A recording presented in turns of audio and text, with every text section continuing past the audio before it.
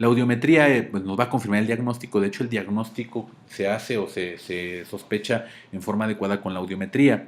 Comento esto de la sospecha porque habitualmente a partir de la audiometría y el cuadro clínico nosotros vamos a poder tener elementos para poder hacer el diagnóstico y tomar una decisión en base al tratamiento. Sin embargo, la única forma de nosotros tener la certeza completa de que un paciente tiene autoesclerosis pues sería movilizando la cadena osicular en forma directa y ver la fijación que existe de esta zona del estribo en la ventana oval. Los diapasones habitualmente los se van a presentar como un RIN negativo, es decir, van a tener una pérdida conductiva en el lado afectado y si los dos oídos están afectados, bueno, pues va a haber un RIN negativo bilateral. Puede ser que tengamos un Weber central si la pérdida conductiva es muy simétrica y es igual de los dos lados, o el Weber se puede lateralizar al oído más afectado, es decir, el oído que tenga mayor brecha o que tenga mayor pérdida conductiva. La audiometría tonal nos confirma o nos corrobora el diagnóstico, como ya lo acabo de decir, y vamos a ver una hipoacusia conductiva con caídas en tonos agudos que pueden afectar la cóclea. Esta caída en tonos agudos no es común y van a presentar casi en todos los pacientes algo que es muy característico en la audiometría y prácticamente diagnóstico, que es el nicho de Carhart, el cual voy a explicar a continuación. A señalar también que bueno, los diapasones pueden salir o pueden ser normales en pacientes que tengan una afección muy incipiente. Como es una pérdida progresiva, el paciente al principio de la enfermedad o cuando comienza con la hipoacusia puede que no tenga una brecha o una pérdida conductiva con una diferencial entre la vía aérea y ósea mayor a 20 decibeles. Entonces, si la brecha es muy pequeña, el paciente puede presentar diapasones con RIN positivo. ¿Por qué casi todos los pacientes que se presentan van a presentarse con RIN negativo? Porque el paciente con autoesclerosis que busca ayuda, habitualmente ya son pacientes que van a tener una pérdida muy significativa en su audición. Okay. La muesca de Carhart se caracteriza por el hundimiento leve de la curva ósea en las frecuencias de 1000 y 2000 con respecto a graves y agudos. Es decir, si ustedes ven en la audiometría, vamos a tener que la vía aérea tiende a caer en los 2000 Hz en ambos oídos. Eso se le conoce como nicho de Carhart. Aquí tenemos una audiometría tanto del oído izquierdo como del oído derecho, en donde ambos van a tener una caída solamente específica de los 2000 Hz, y esto es muy específico. De hecho, en la mayoría de los pacientes, cuando ya tienen una brecha conductiva, la vía ósea tiende a elevar un poco el nivel del umbral óseo en 2000 Hz, y esto provocando una curvatura donde aparentemente se junta el nicho, y lo podemos ver en una audiometría a continuación.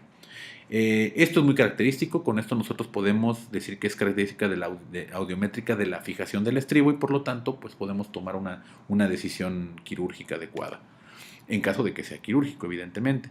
Aquí nosotros tenemos el ejemplo de una audiometría con una hipoacusia conductiva bilateral.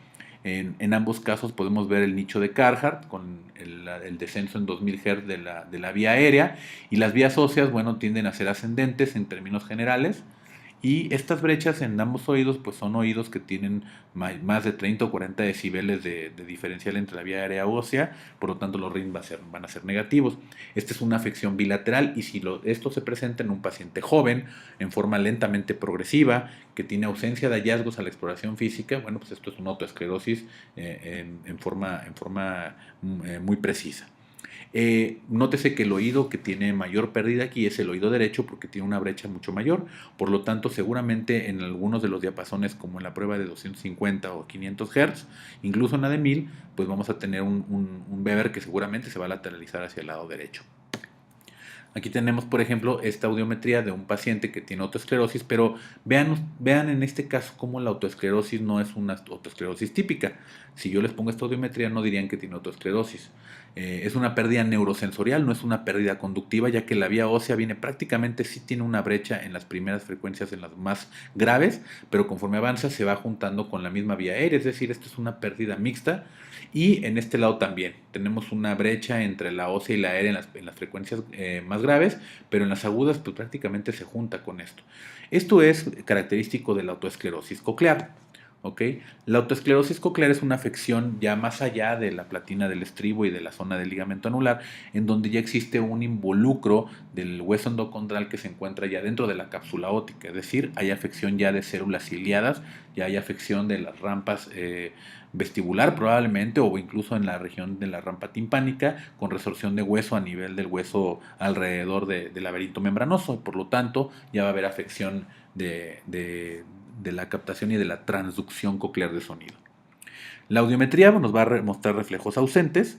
La impedanciometría nos va a mostrar curvas AS, que son curvas mucho más pequeñas por la rigidez que causa la fijación del estribo y por lo tanto la falta de movilidad de la membrana timpánica. Los estudios tomográficos se indican específicamente en los casos donde hay ya el diagnóstico y se piensa en una revisión por una cirugía previa, por ejemplo, pero en términos generales se aconseja ya en las revisiones más recientes que se pida una tomografía en todo paciente con autoesclerosis para buscar otros hallazgos, tanto previendo el tratamiento quirúrgico como buscando hallazgos de autoesclerosis coclear. ¿Ok? Aquí tenemos datos, tenemos dos audiometrías con probable autoesclerosis coclear. Aquí esta es más clara con una pérdida neurosensorial pura. Este es un paciente que tiene diagnóstico de autoesclerosis debido a que tiene una pérdida también lentamente progresiva, bilateral, simétrica y que además tiene otoscopías normales y es un paciente joven. Vean en esta tomografía cómo se ven en la cóclea el laberinto membranoso se ve muy mal definido, con áreas donde se ve hueso de una densidad que no es la misma que el resto de la cápsula óptica o de la porción petrosa del hueso temporal, pero vean cómo sí se ve una zona de hiperdensidad en donde debería haber solo líquido como es a nivel de la cóclea. ¿Ok?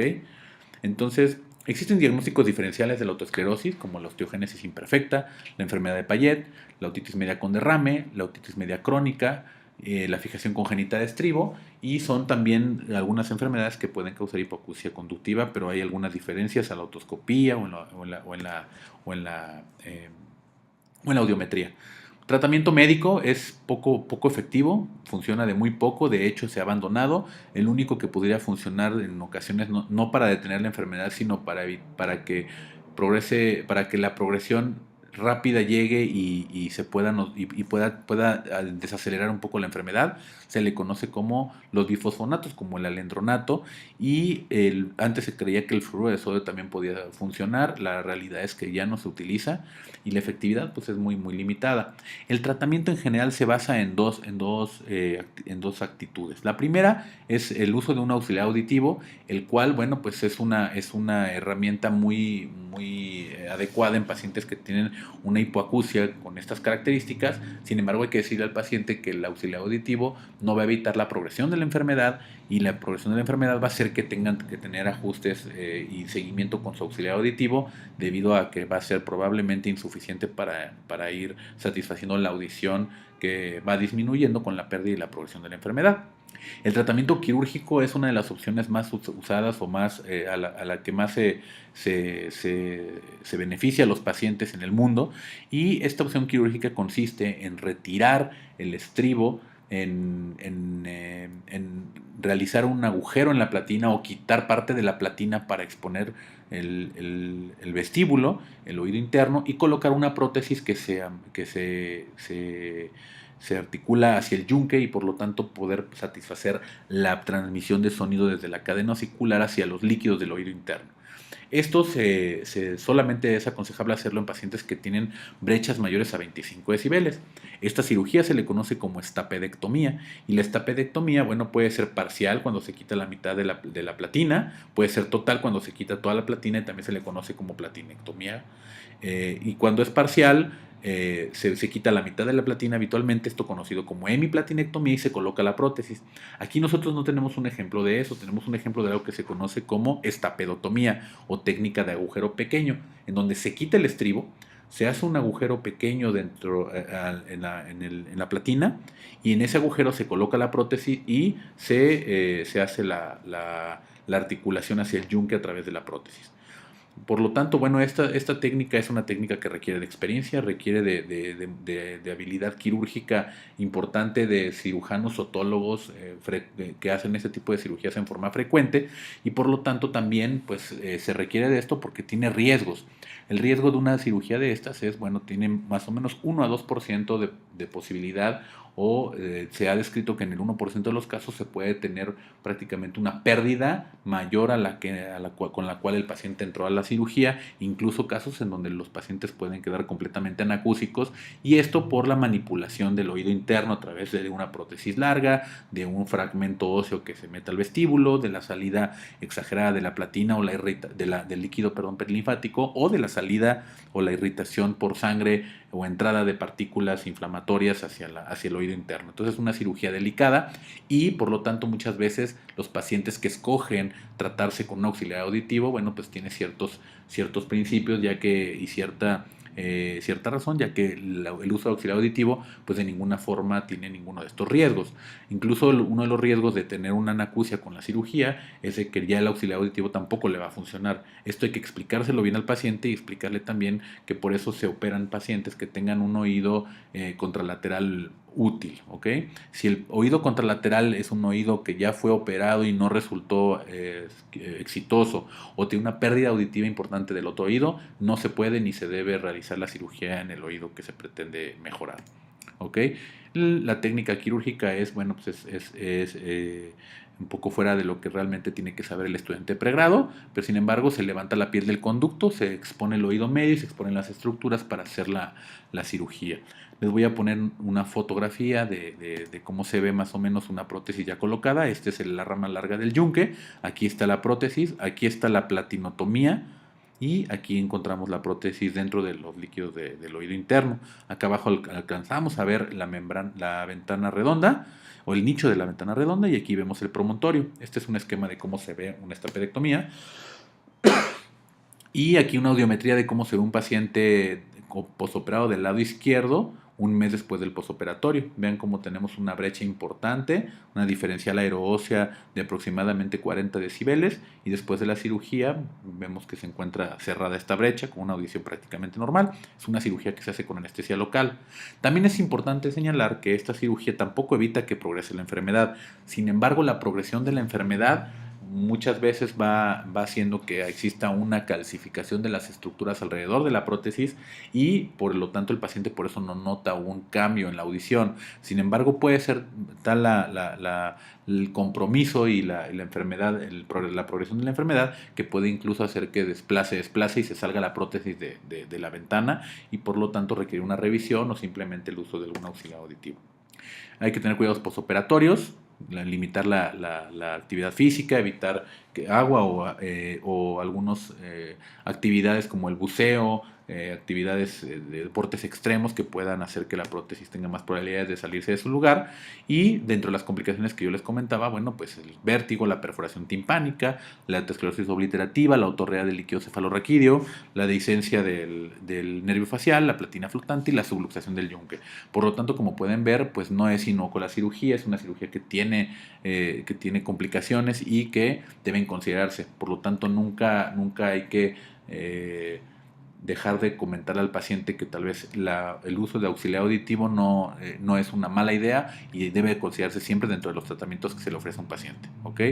Las complicaciones postoperatorias, el vértigo, la fístula, la otitis media, una disgeusia por la afección de la cuerda del tímpano, una fístula perilinfática, granulomas, en fin, hay varias complicaciones después de la cirugía que ya he ido mencionando a través de la plática.